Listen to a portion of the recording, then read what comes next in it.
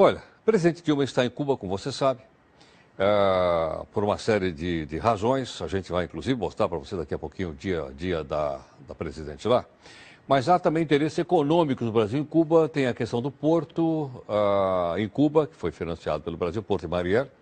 E para a gente poder entender um pouco melhor para isso, está aqui conosco o Tomás Zanotto, que é diretor do Departamento de Relações Internacionais e Comércio Exterior da FIES. Tomás, muito obrigado pela sua gentileza, pela participação aqui conosco. Boa noite, Tomás.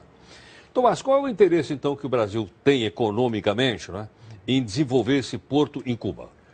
Olha, existe um interesse estratégico. O Brasil é um país sul-americano, tem bastante inserção na América do Sul, mas a inserção econômica do Brasil no Caribe ainda é pouca, pode melhorar muito. E esse porto é uma oportunidade para isso.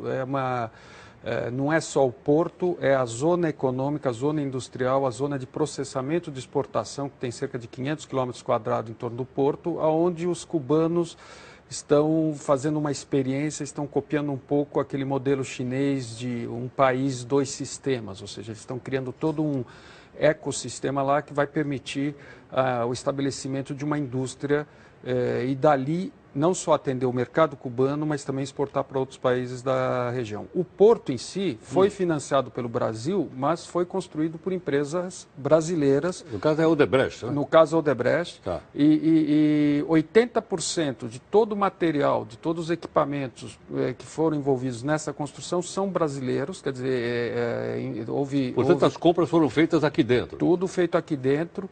A garantia, nós entendemos que a garantia do pagamento desses financiamentos são as próprias receitas do porto, que serão em moeda forte. É um porto que vai ser administrado pela Autoridade Portuária de Singapura, que é um dos portos mais bem administrados do mundo.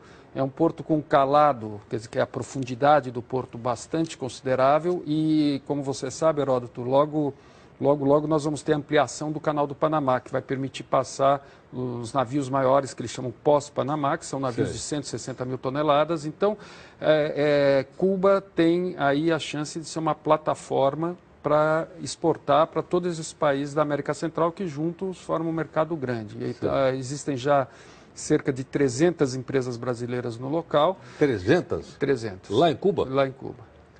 Sendo coisa.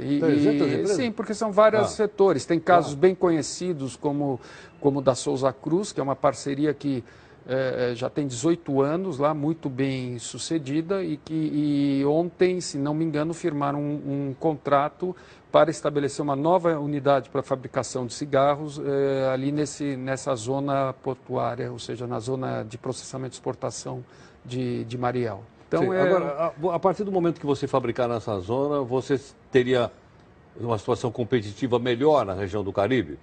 Sem dúvida, porque eles criaram, exatamente como fizeram na China, situações especiais. A lei trabalhista é particular, tem liberdade total, pode-se operar em moeda forte, tem liberdade total de remessa de dividendos, quer dizer, tem uma série de o que vale para o porto não vale para o resto do país, ou não?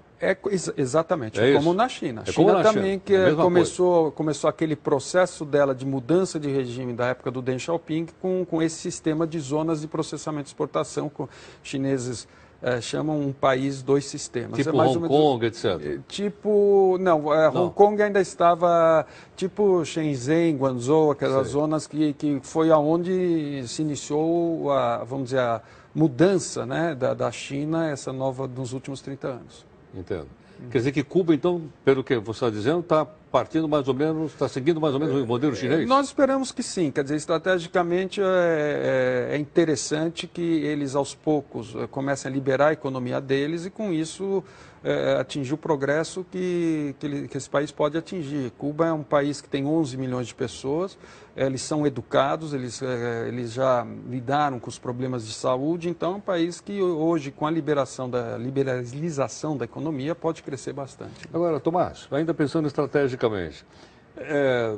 nós sabemos que os Estados Unidos hoje continuam impondo aquele embargo econômico em cima de Cuba, né? Caso esse embargo venha, sei lá, no novo presidente americano ser suspenso, o fato do Brasil estar atuando nesse porto também facilitaria a chegada de mercadorias brasileiras nos Estados Unidos? Não há dúvida, não há dúvida. Eu acho que o embargo que alguns chamam de bloqueio, no meu modo de entender erroneamente, porque é um embargo econômico, ele deve cair. É um problema mais... Era uma coisa da época da Guerra Fria, isso, né? A Guerra Fria já acabou. Já acabou e, na medida, essa nova geração de cubanos, ou de descendentes de cubanos, que já estão na segunda, terceira geração nos Estados Unidos, já não fazem mais essa resistência. Esse embargo vem principalmente da comunidade, da diáspora cubana na Flórida, principalmente nos Estados Unidos, que se opõe a qualquer medida do governo americano no sentido de pacificar Cuba, vamos dizer assim. Entendo. Quer dizer, então, a partir daí, a gente pode imaginar que Cuba está caminhando em direção a uma economia de mercado ou de um capitalismo de Estado, como tem na China? É isso que está indicando. Indicando e sobre todos esses aspectos, diferente do que tem sido dito aí, nós achamos que é um movimento interessante do governo brasileiro. Entendo. Agora, Tomás, todos esses investimentos que o Brasil fez aí no caso de Cuba, eles são garantidos? Olha... Porque aquela história do capital internacional, né? Nós aí somos um capital internacional no outro país, não é isso? Exato. Eu estava conversando há pouco, quando soube que vim aqui, com o embaixador nosso em Cuba, que é o Cesário Melantônio, e ele me deu alguns números, falou que o Brasil até agora já emprestou para Cuba 1 bilhão e 600 milhões de dólares. Entre o que foi emprestado e o que vai ser emprestado, porque existem também créditos alimentícios, ou seja, são créditos que são dados ao governo cubano para comprar alimentos no Brasil, sempre no Brasil. Para gastar aqui. Para gastar aqui. E isso não é uma novidade, isso iniciou-se no governo de Fernando Henrique Cardoso, quer dizer, já é uma coisa que vem há bastante tempo. E não se tem notícia de um atraso sequer de Cuba. E a informação que nós temos é que no caso do Porto, que é o grosso desses investimentos, desses 1 bilhão e 600, 1 bilhão vão ser no Porto, 800 já foram, e a presidente anunciou agora mais 200 aproximadamente, totalizando 1 bilhão, eles são garantidos pelas receitas do próprio Porto. Então é o que chamam de project finance, é clássico, quer dizer, você garante um projeto de infraestrutura com a receita do próprio empreendimento. Aí eu não vejo grande novidade, não há grande diferença se o Porto está sendo feito em Cuba ou se estivesse sendo feito em Tampa, na Flórida. Quer dizer, a mesma coisa. Entendo. É que a gente vai mais pelo lado político, né?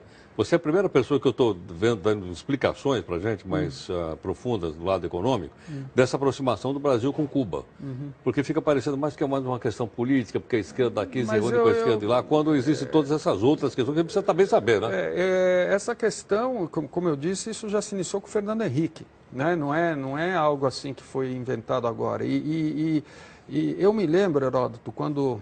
há muitos anos atrás, segunda metade da década de 80, e eu trabalhava na indústria têxtil e vendia tecidos na Polônia, ainda na cortina de ferro. Na Polônia? Ah. E eu me lembro, visitando aquele país, a gente via ainda, vamos dizer, os campos, os arados eram todos tortos, porque eram arados manuais e tal, mas você via as menininhas e os meninos bem vestidos, indo para a escola, arrumando, quer dizer, e faltando tudo, infraestrutura. Eu voltava para o Brasil e dizia, a hora que acabar a cortina de ferro, a Polônia vai disparar. E foi o que de fato ocorreu. Eu acho que Cuba, eu vejo uma situação semelhante. Ela tem um grande potencial, é uma população bem educada, bem preparada. O que a gente ouve das empresas que estão instaladas lá, que é a mão de obra de alta qualidade, quer dizer, então o que precisa é eles tomarem realmente a decisão de se empenhar nesse caminho. Eu acho que, sob esse aspecto, é positivo que o Brasil esteja sendo pioneiro nisso. Também falou-se muito da questão em vez de estar se investindo no Brasil, está se investindo em Cuba. E não é uma verdade, porque a verdade é que não falta dinheiro no BNDES, a verdade é que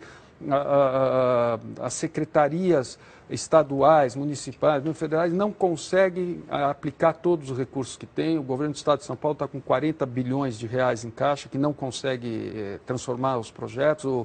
A própria Secretaria de São Paulo parece que tem 9 bilhões. Então, hoje no Brasil, é uma grande dificuldade de se realizar projetos por questões ambientais, aprovações, licenças, quer dizer, é quase que um apagão de projetos, faltam projetistas, então